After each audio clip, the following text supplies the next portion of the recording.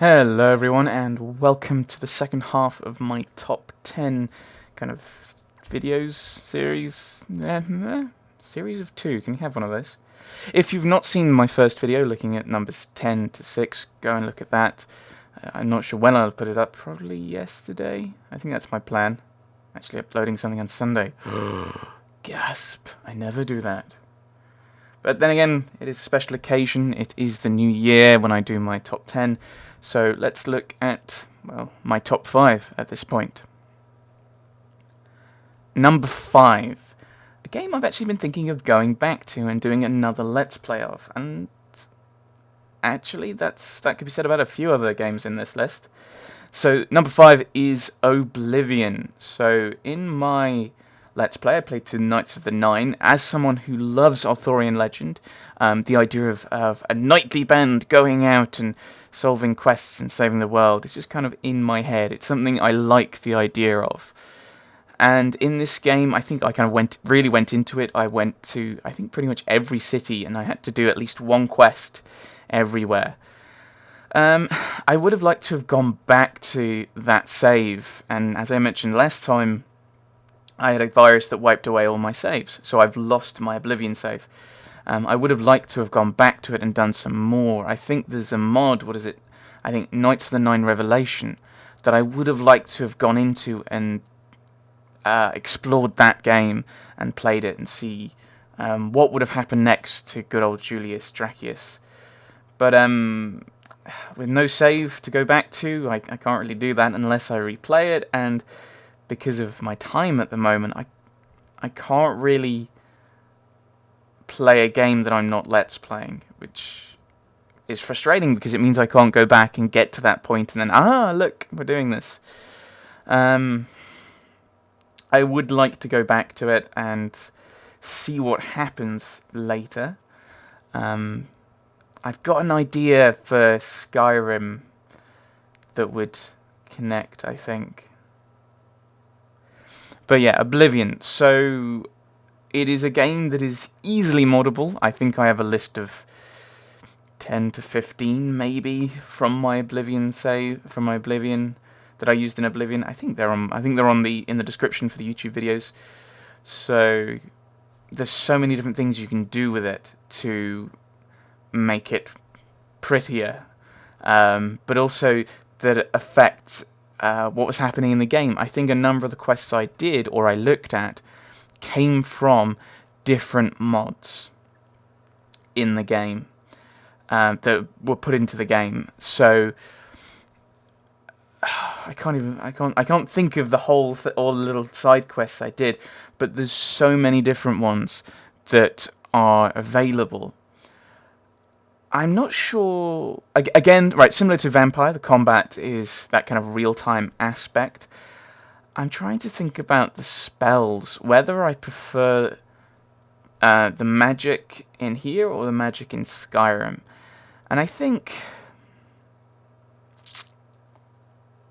I almost prefer having magic be its separate thing rather than be something you wield in your hands. I think I prefer it in Oblivion. But having said that, I do not understand the lockpicking minigame in Oblivion. I just don't get it, whereas I get it a lot easier in Skyrim. Maybe that fits playing a lawful good character, I suppose. So there is kind of a few things have changed that I think are for the better going into Skyrim, whereas some things I think Oblivion is the better game. And from the parts of the story I've played of Skyrim, I think Oblivion's, or at least the Knights of the Nine, or the Let's Play I did, was a lot better. I don't know if that's because of the way I Let's Played it, where I have a vague plan of what I want to do, and I'm going to work towards that. Whereas Skyrim, it seemed to be a bit more wishy-washy. I want to do this, but I can do this. I'll try this. Which might be how it's expected you'll play it. But if that's the case, it's not a strong game because it doesn't have a strong identity. That's not a great word, but it doesn't have a strong feeling of presence. It doesn't have an idea of what you're doing or who you are or what's going on. There's no concreteness about Skyrim, which I think Oblivion does have that. Spoilers, Skyrim is not later on this list. Number 4, Dragon Age Origins. This is a game that I think I've spent about, my goodness, I think 100 hours on. Hang on, I'm just going to look. I have an Excel spreadsheet because I'm a colossal nerd. Dragon Age Origins, where are you? Nope, can't find you. Ah, there you are. Dragon Age Origins. Oh, 71 hours. I tell a lie. 71 hours for Dragon Age Origins. So that's one game for 71 hours, looking at the side quests, looking at how the other Origins play in. If you've not seen my Let's Play, I use all of the Origins in the game, and I put them in to the story, and I play them all out and see where they go. Looking back, knowing what I know about Dragon Age 2, I might have moved some of them into Dragon Age 2 rather than having them all in Origins. You can certainly have the Dalish Elf one, which didn't seem to fit into the story anywhere in Origins. You could have put that into Dragon Age 2 when you go to the clan, because it's the same one. Combat is the Baldur's Gate style, where it's basically turn-based, but it's real-time, and that really starts to annoy me. I think about halfway through the game, I just get really mad at it. I don't know if that's because I was playing Baldur's Gate at the time. I do remember there was a part where they were overlapped, and I was just struggling with both combat systems, because it was really frustrating. But I don't know why I find Dragon Age Origins so much better than Baldur's Gate. I think part of it, ultimately, is because there's less kind of esoteric parts of Dragon Age Origins. There's less esoteric kind of combats. In Baldur's Gate, there's so many times where you need to fight this creature or this thing, you need to go and you need to have these abilities. And if you don't have these abilities, it's going to be a very horrible fight. It's going to be a very tough fight. It's going to be a fight you're going to lose unless you're exceptionally lucky. Or if it's Sarawak, as happened in the Enhanced Edition, this is a fight you can't win unless you jump through all these different hoops. I remember Variax quitting his Avenum kind of stream, and the reason for that was because in that game you didn't have a choice to roleplay. You had to play through as many of the side quests to get all of the experience and get all of the various bits of loot. Otherwise you couldn't really advance, and I got that feeling in Baldur's Gate, whereas in Dragon Age Origins I never got that feeling. There didn't seem to be many quests or many side quests that you couldn't ignore. Thinking back to my Let's Play, I didn't do the rogue quests. I think there's a few other side quests I ignored or didn't get round to. He says, hopefully, otherwise this undermines his point. And so there's that difference. And in Dragon Age Origins, there's very few points where I need this item or I need this ability, and it's only useful in this one particular fight, or it's only super effective in this one fight. While with Rage Demons, using a frost power is exceptionally useful, freezing people is still useful in other situations. The storyline is, well, it's one I've talked about a bit. I've played it, haven't I? it's a storyline where there's this civil war going on because there's a blight. I'm not sure if there is a timing element to it. And you're kind of stuck in the middle of the whole thing because you're one of the last Grey Wardens. I will remember Alistair even if the game doesn't. And so the game kind of builds on that, and you're looking for all these treaties to try and get everyone to join you. But you're also having to deal with people attacking you, because people are blaming you for the loss at Ostagar.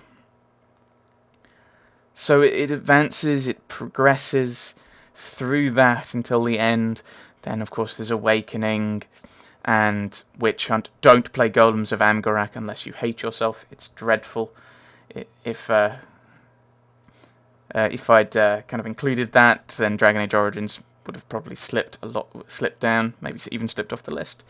It was towards the end, certainly. It was absolutely dreadful. So Dragon Age Origins, yes, leads into 2, which isn't on this list. I think there were a lot of things they could have done better. And Awakening with 2, and also Inquisition to an extent, has this dreadful tendency to take characters from previous appearances and change them or ruin them in disastrous ways.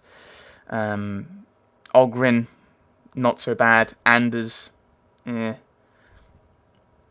Lyanna seems a bit grumpy and angry in Inquisition, which doesn't seem to have come out of anything in Origins or 2. Number 3. The Witcher. So, this is another one of those real-time combat things. It's completely real-time. You are Geralt of Rivia. Who are you? Good question. You're also an amnesiac, because that never happens in video games. You arrive at Kaer Morhen, which is the home base of witches, who are monster hunters for hire. You are mutants, and you have special abilities and potions and magic and stuff. And so as through the game, you're picking up these tricks again, fighting monsters, and and trying to find out who attacked Kaer Morhen. You're interested in your identity to an extent, but that's almost a side thing. So, I'm trying to think of what else to say, because it's a predominantly combat game, it is an RPG. I would say you need to use all your different abilities in these games. In this game. And that's kind of true, probably. I'm guessing that's going to be true for the other ones. Let's move on. Number 2! The Witcher 2! Yes! So, I may as well just kind of bring it in here. So, these games, kind of the 2 of them, I pretty much have just put them together, I may as well talk about them together. You're given certain abilities. Your character has certain abilities, and you need to use them.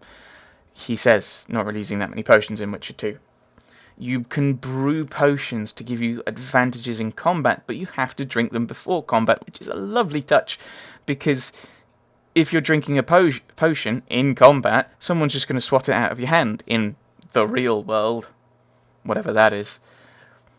So I like that aspect. I like the fact that you can't cast big, huge spells because you're predominantly a warrior. You're a fighter. You don't know these big, fancy spells that can bring down flaming wrath from the heavens to destroy your enemies. You can't do that. You're not that powerful. You aren't someone who can access the power magic. Just call it magic.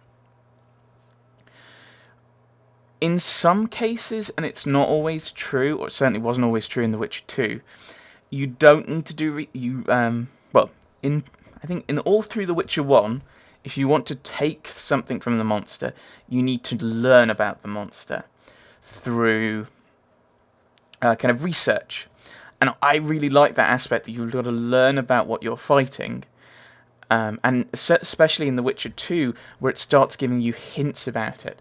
Although I think in The Witcher, it opens up a bestiary in your journal that you can look at and learn from and kind of work things out from.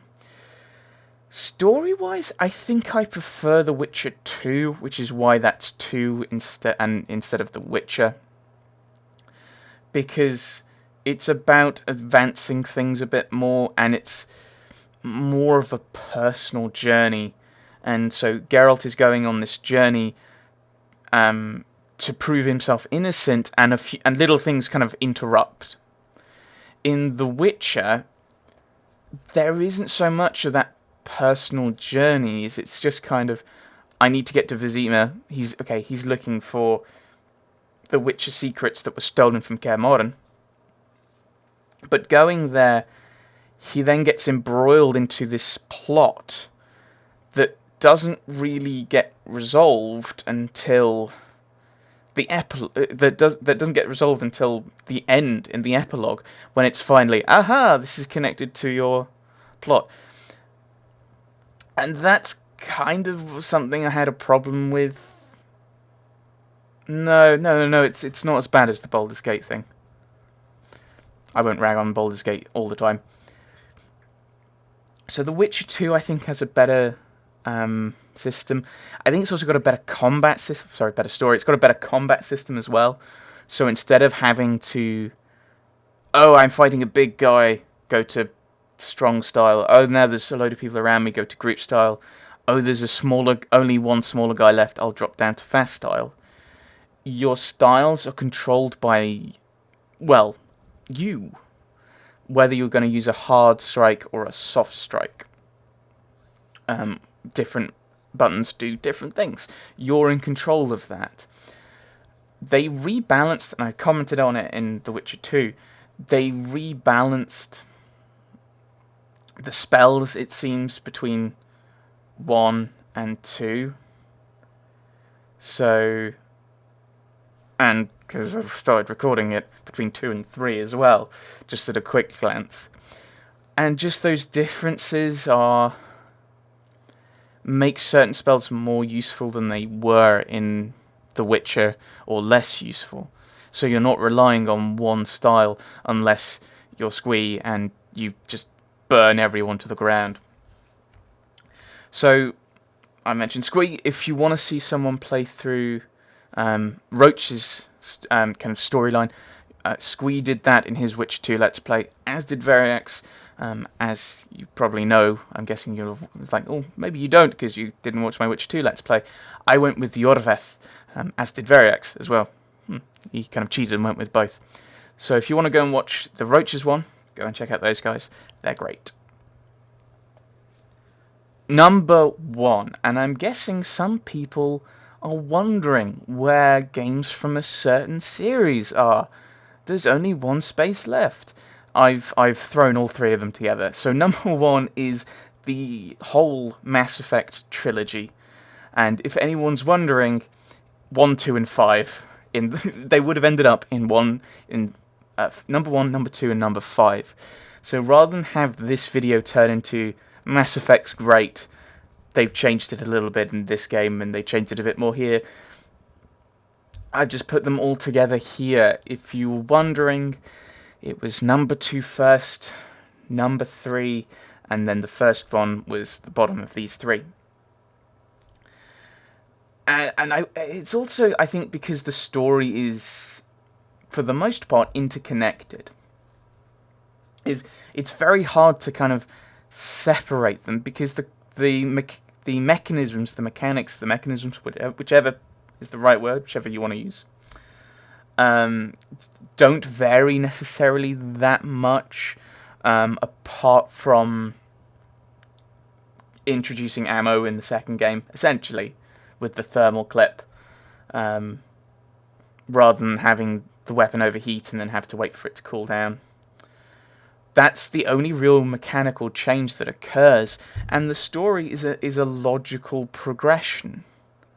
For all players involved, the character development throughout it makes sense, And before, when I was talking about Oblivion, I said that's I think that was a game I wanted to replay, and I've said it I think about Banner Saga as well. This series is one I'm thinking of redoing as well, and actually redoing as a Let's Play, going through the series again, and letting, or maybe as a stream, and letting you guys kind of vote on my character. And they'd probably be completely and utterly mental, wouldn't they? Half the time being really nice, half the time punching people. But it's this... It's a shooter, it's a third-person shooter, if you don't know. It's an RPG, you're building things up. But where the game shines is the characters and the story, and how the character kind of evolves, and the story evolves and unfolds. And in one, you find out that there's a rogue Spectre, so that's kind of a rogue Black Ops agent going throughout the galaxy. He's up to something, and so you are given the task to bring him in. And you follow him, you look for clues, and you find out he's working for a big, horrible alien thing. And then you kill it. In Mass Effect 2, they're suddenly immensely interested in the fact that you've killed one of them. So one of the others comes looking for you, and kind of gets your attention for its own plot as to what it's then doing, and then you get involved in that.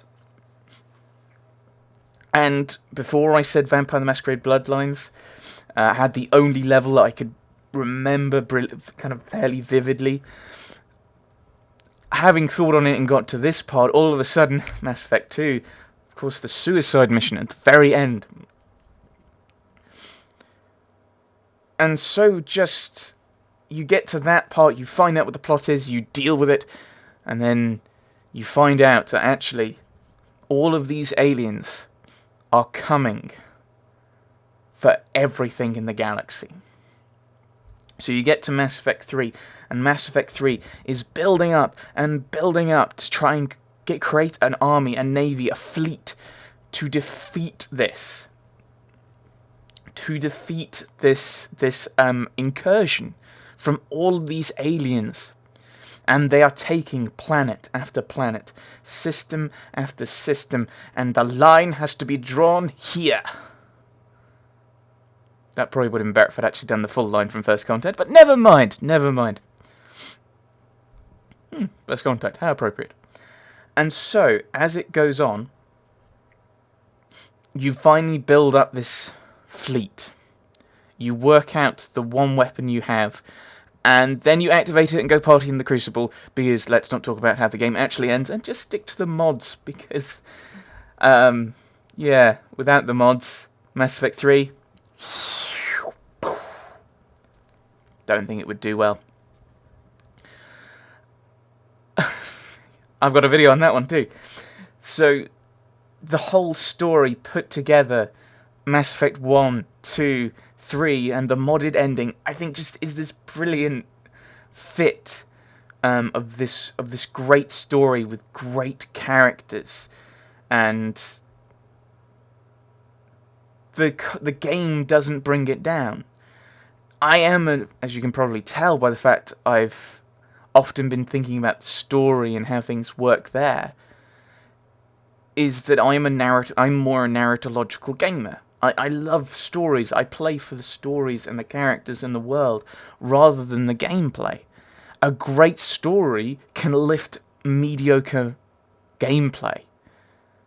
But having said that, bad gameplay can bring down what would otherwise be an amazing story. So, the story in this game, in this series, is brilliant because of all the things that kind of go back. There are a few things that are just kind of dead ends because they didn't put them in. I think dark energy is mentioned or hinted at a few times in Mass Effect 2, and you think it's going to come out in Mass Effect 3, but it doesn't. But, I mean, that's the kind of thing that happens when you make sequels, unfortunately, is certain ideas, certain plans kind of get dropped. So, yes. So those were my, ultimately, in the 2 videos, my top 10 games. What do you think? Do you think I've made terrible picks, or do you agree with them? I'm guessing some of you do. Otherwise, how did you find me? What are your picks? What games do you think are the best? And are we going to horribly disagree on anything? So, thank you. Thank you if you've subscribed before this year or in this year. Thank you for joining us on this adventure, and I hope that you all have a great 2017. Thanks for watching, everyone. Thanks for watching.